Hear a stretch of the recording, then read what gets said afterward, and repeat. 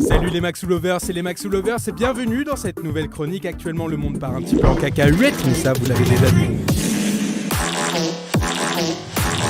Et on prend la direction de la Vendée où une association vient d'ouvrir un resto tout à fait lambda, à l'exception d'un petit truc, il faut venir manger à poil. Ça se passe au Clouseau et l'initiative a pour but de soutenir les commerçants et les producteurs du coin. Bon perso on est chaud pour aller faire un vlog là-bas pour checker l'odeur de la salle, mais Max a demandé s'il pouvait venir avec sa propre chaise. J'ai pas compris. Vous connaissez le point commun entre CR7, Astérix et Bob l'éponge? Ils font tous partie de la liste des prénoms les plus refusés par l'état civil en 2021. En tout cas c'est ce que beaucoup de médias ont cru en relayant l'information alors qu'il s'agissait en réalité d'un fake, démenti par l'INSEE. On y retrouvait aussi des prénoms comme Titeuf, Spirou, mais aussi Clafoutis et Anus. Ça me rappelle un truc. Et puis ensuite, le premier message sur Twitter avec plus de 83 000 interactions. Je viens de me faire vacciner gratuitement dans la rue, je suis content. C'est pas très fréquent en tout cas. Ça n'est pas fréquent, c'est quelqu'un qui s'est fait interpeller. L'histoire était un peu longue, mais voilà. Direction les États-Unis, dans le Michigan, où une femme s'est rendue compte qu'elle avait gagné 3 millions de dollars en regardant ses spams, la classique. Laura Spears, âgée de 55 ans, avait ouvert un compte en ligne pour participer à un tirage méga million le 31 décembre dernier. Après avoir validé son ticket, elle n'avait pas vérifié si elle avait gagné le jackpot. Ce n'est que quelques jours plus tard, en recherchant un mail dans ce fameux dossier de spam, que l'américaine est tombée sur un message lui confirmant ses gains, 3 millions de dollars. Du coup, je suis allé voir mes propres spams et figurez-vous que j'ai gagné 4 iPhone 13, une green card et qu'un riche businessman est chaud de me donner 1 million si je le dépanne de 100 balles.